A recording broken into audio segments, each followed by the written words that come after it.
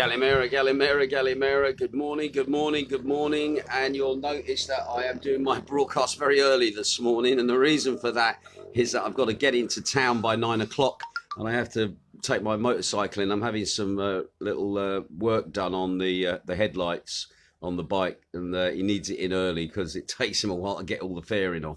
So anyway, here it is, early morning. We had some high winds last night, which was a bit of a worry with the heat and everything else that they normally fan the flames for fires. And at the moment, no, it is still very calm this morning. So I think those winds have passed us by, which is good. Right, let's just quickly flick around the old screen so you can see me. Once again, can I just say thank you yesterday for all the messages, etc. from everybody. I've got to be honest, yesterday was a really busy day with everything going on. I managed to have to go and buy a new phone. I paid more than what I really wanted to pay for a phone. But anyway, it's a Samsung now. So technically, that means that the Chinese won't be looking at me. Alan Gregory's looking in. Also, Dave Matthews is looking in. You guys are up. Well, Alan's up early anyway, but... Your man over in Dave over in Oxford is up even earlier because obviously the 2-hour time difference. Anyway, Saturday's weather then, again from Amanda, thank you. Sunny and hot, strong winds, yellow to extreme high temperatures. Temperatures 34 degrees will feel like 35. Have a great day. Once again, the civil protection thing is in force at the moment, basically reminding people to be very careful about their personal discipline with naked flames. Also, use of certain machinery is banned for farm workers as well while this heat continues.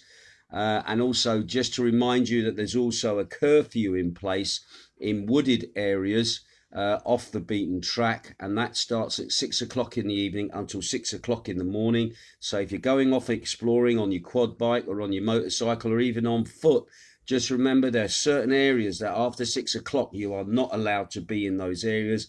And if you're caught in those areas, you could find yourself in serious trouble. I've got to be honest, yesterday evening, Jane and I had a lovely time.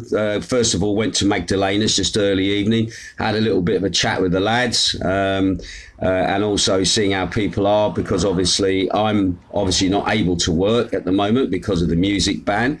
I've got to be honest, numbers there were okay, and I did get messages from people saying, despite you're not going to be there and despite the fact that there's no music allowed, we're still going to go along and obviously offer some form of support. So obviously they're spending money in the bar.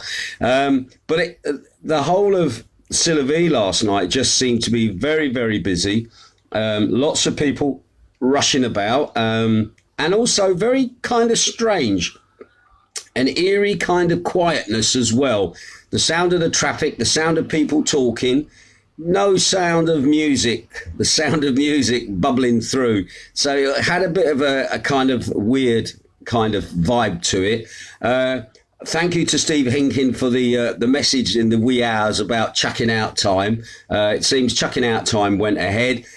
People obviously right up to the last minute of the 5 to 1. People obviously then there was a massive rush for people to get back to their accommodation, obviously keeping an eye out if the police are out and about, and no reports of the police being out and about so far, but then again it's very early in the morning, still waiting for the feedback to come from yesterday's first night of the curfew from 1 o'clock through till 6 o'clock in the morning. Anyway, arrivals today, looking at the stats, we've got about 6 arrivals today from the likes of Manchester, East Midlands, London, Stansted, Luton, Leeds as well, and also as well there is a Birmingham flight as well a little bit later on. So the Brits are starting to slowly come through at the moment, which is good. Right, COVID stats in the last 24 hours. They are going up again, unfortunately. Yesterday I did report 2,800 new cases across the country. That's gone up to 2,925.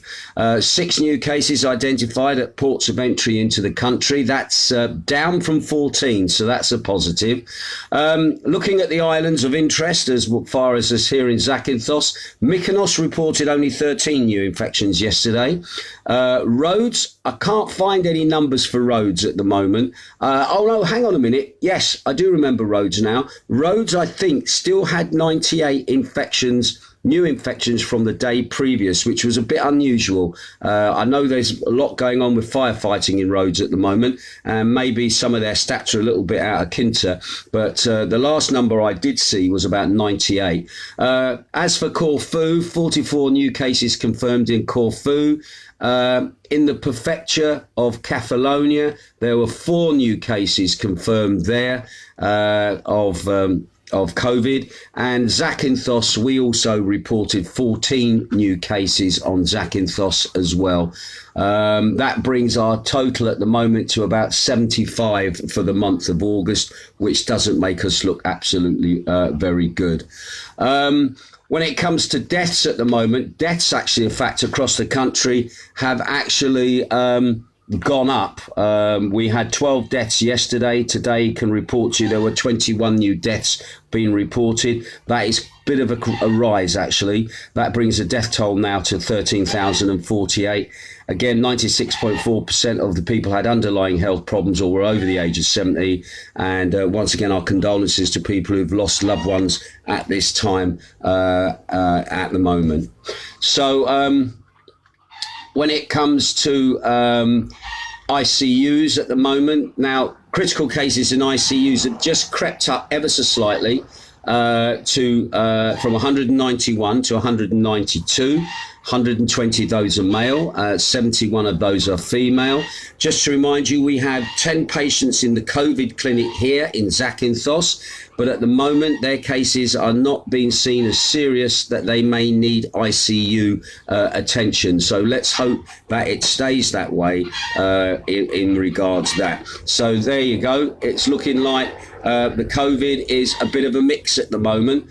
It's all about fires at the moment. That's where most focus and attention in Zakynthos and in Greece at the moment is on fires. Luckily, we've not had any fires at this time.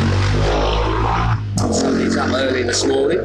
We've not had any fires at this time here on Zakynthos, although we've had them a few weeks ago. You might remember Skopos, the big fires up around there. But at the moment, they're keeping a lid on it here, and let's hope it stays that way. However, in other parts of Greece, unfortunately, a volunteer fireman who rushed out to go and fight fires in a northern suburb of Athens, he was killed yesterday by a falling electrical pylon. Anyway, the 38-year-old is the first person to pass away as a result of fighting the fires, which now number almost 100 across the country.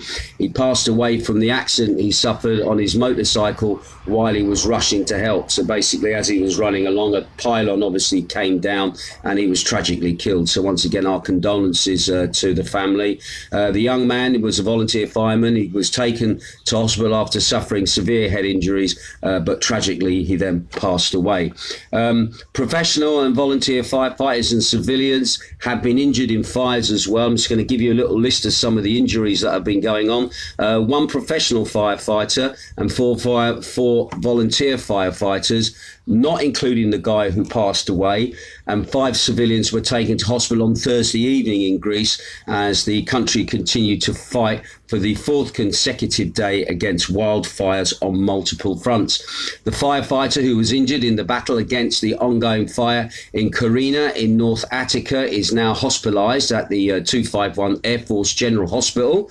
2 other volunteer firefighters have been admitted to an ICU unit with the severity of injuries. Fortunately, the 2 other volunteers who were injured did not need any intensive treatment. 5 civilians have also been rushed to hospital, where they've been treated at the CAT hospital, which is like main public hospital in Athens. Three of these came from the northern Attica area of Drossozopi, and two of them came from the area of Kyparina. Anyway, meanwhile, the Minister of Health, Vasilis Kassilias, has ordered a hospital in Athens stays on rolling duty, and this hospital specialises in plastic surgery and burns, and he's also ordered the same at the CAT hospitals as well. They've been ordered that they will stay on duty, rolling duty, basically obviously to treat the injured that are coming in. Now, firefighters have been battling, as we said, dozens of fires close to the Greek capital, which has forced thousands to have to flee from their homes. At least 9 people have been treated in hospital, but no deaths have yet been reported prior to Friday's incident where the guy was killed by the falling pylon while on his way to fight a fire. Anyway, scattered wildfires in different parts of the Peloponnese has prompted the closure of sections of the national highway, the Peloponnese highway between Corinth, Tripoli and Kalamata, and I've been on that road, and that is one heck of a long road to go all the way up to the north of the country. Now, traffic is also being diverted in that location, and according to announcements by police, as civil protection authorities advise residents and visitors to restrict their movements, as many parts of Athens, Eva and the Peloponnese are being slammed by wildfires. Jane yesterday was talking to a friend of ours who lives over in the Peloponnese, not too far from where Olympia is. That was also under threat the other day from fire getting into the home of the Olympics, or the ancient home of the Olympics, and she said you can just smell everywhere the smell of fire and burning. So again, it's been horrendous over there. We've been very lucky, as I will say. We've managed here to keep a lid on it. The firefighters here are out in all hours. Again, last night we were seeing trucks driving up and down, obviously being deployed to certain areas, picket areas, just there to be sure that nothing was going to break out, and obviously they could react to it very quickly. So I would think, and also as well yesterday, I almost forgot to mention this, I did mention it earlier at the beginning, we had a lot of very high winds yesterday, and the high winds are the real danger for fires to ignite. And as I said, now at the moment there doesn't seem to be the same amount of high winds as we had yesterday. And I've got to be honest, when we were out yesterday evening, a lot of televisions in some of the places that we had a little wander around, and again, big shout out to Grace's last night, fantastic place. Big shout out to Chris and his partner in there, fantastic food. Again, all you could see was just video clips of fire. It looked like Dante's Inferno and the end of the world, as well as with everything else going on with COVID. But anyway, firefighters, they're going to be back out, or they have it, or still out today, fighting fires and making sure that things get more in control. But anyway, we'll keep a look at that through the day and see what happens. Interestingly then, coming back to Zakynthos, businessmen of Zakynthos are now in a desperate situation. They reacted strongly after the measures adopted by the government due to the increased amount of coronavirus on the island. Dozens of businessmen and residents met outside the Zakynthos regional unit with the Deputy Regional Governor, George Stanipolis, and demanded that the measures be lifted. They noted that they were facing serious financial problems and that greater difficulties will come in the winter. They also pointed out that many people worked through their businesses while they insisted that they observe the sanitary measures, i.e. the COVID measures.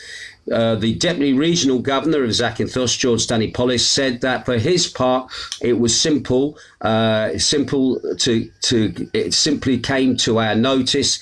He was surprised, first of all, as soon as they informed me. You all know the games we played 15 days ago so that Zakynthos would not close.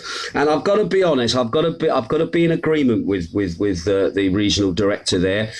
We were looking at the figures for Mykonos, and we were looking at our own figures. And to be honest, our figures in some respects were, shall we say, worse than Mykonos's at certain points, at certain junctures. And it was a case of keeping our heads down and making sure the authorities above probably weren't fully aware for whatever reason, to say, well, hang on a minute, Zakynthos is just as bad as Mykonos. And if you remember, there was a lot going on last year where we were being led by Mykonos. And because of what went on in Mykonos, because it's a party island, we are technically a party island because of the Laguna part of the country, a part of the island, we were lumped in with them. Even though our epidemiology rate last year was negligible in comparison to Mykonos, we still got tarnished with it, and we still obviously had the restrictions placed upon us. So there is a point that there was a certain bit of gamesmanship playing, and it was keeping your head down, making sure you're not getting noticed. But unfortunately, we've been noticed, and obviously this has obviously come into play now. But also as well, the way that it's been implemented is different to last year, where it was just bars and things had to close. People were still walking the streets. Now, we're still yet to see what the fallout is from last night, whether those people did go straight back to their hotels. Did people gravitate towards the beach areas? Was there problems last night with that, or did people do as they were told, go back to their accommodation, sit on their balcony and probably have a few beers and obviously finish off the rest of their night? That is still yet to materialise, and fallout from that or come back from that is still yet to be reported. But again, I do feel the governor did have a good point there about the games that were being played, just to make sure that we didn't go into this kind of lockdown earlier than what we already have. Now, he did say we gave them the data, told them that we did not have 20 or 30 cases a day, and 130 per 40,000 inhabitants. Also, what you got to remember as well, Mykonos is a smaller island than us. We're slightly larger. So in some ways, that may have bought us a bit of time as well. But as, again, Dennis and I were discussing this yesterday, Mykonos is massive money in comparison to Zakynthos. Some of the money that's made by some of the clubs and bars over a season amounts into millions. And therefore, Zakynthos is small fry in comparison to Mykonos. So in some ways, Mykonos is the cash cow that they want up and open and back, turning and burning, because one, internationally, it's one of the hippest places to be seen. It's also making shed loads of money. Dennis was saying to me, some of the clubs there make an annual profit of around about 5 million euros for one season, which is a heck of a lot of money in comparison to what goes on in bars here. Our bars here are just lucky to survive the survive the summer, pay all their staff, pay all their stock, pay their rent if they have rented accommodation for the actual summer month, the winter months coming up. So in some ways, it's a priority that Mykonos gets reopened. So I'm hoping that this 7 days at the moment is, shall we say, lip service that the Prime Minister is putting in as well, to show what a grand job he's doing in controlling everything. Not only is he fighting fires now in the Peloponnese that are laying waste to that, but he's also fighting the disease still as well. So from his perspective of PR, it all looks absolutely fantastic. They also said as well yesterday after that meeting, they really listened to us, and we were detained for the first and second week.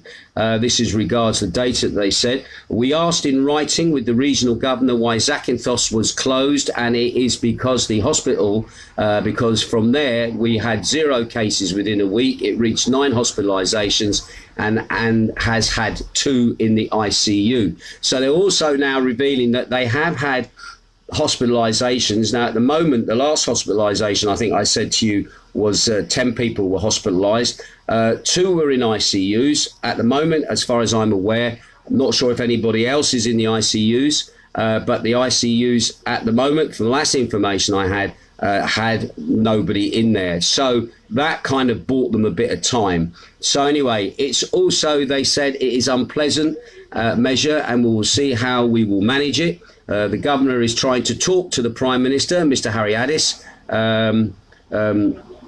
he's trying to talk with the Prime Minister and Mr. Harriadis. He's the man in charge of civil defence.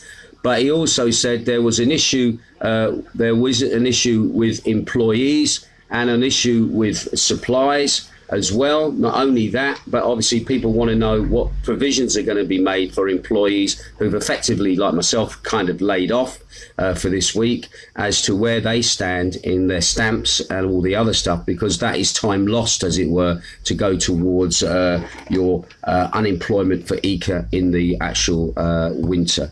So there you go. That's what's happening at the moment. We're going to wait and see. And just get on with it and see what happens as the week goes through.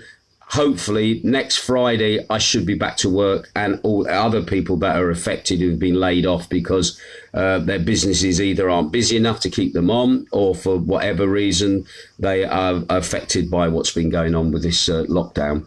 Anyway, another little thing to be aware of, a woman fell victim to an electronic scam yesterday in Zakynthos, which deprived her of €1,300 from her bank account. Now, according to information, strangers asked her for a code, citing urgent reasons. I've got a feeling it was one of these, there's a problem with your internet telephone calls. We're trying to fix it. We need you to pay this and pay that. And I've got, from the sounds of it, I think the lady was obviously duped by somebody on the phone. It's been asked by the cyber police to remind people here in Greece that banks and that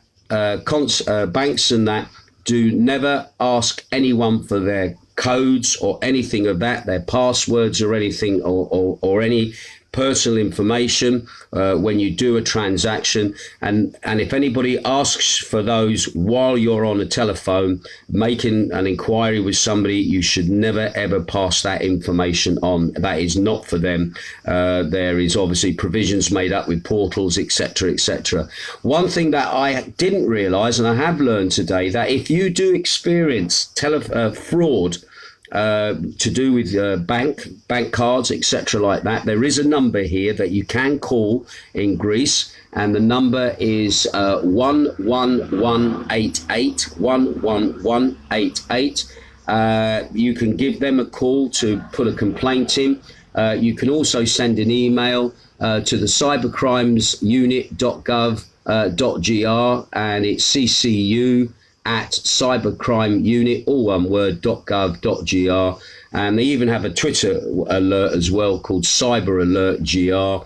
And they also have a smartphone application called CyberKid as well, where you can obviously pass any information that you may have there. Right. That's it from me for today. Thank you to those people that are tuning in the absolute wee hours where you are, because you're 2 hours behind us. I've now got to shoot off down to town, get the bike in to get that sorted so your man can do what he has to do on it.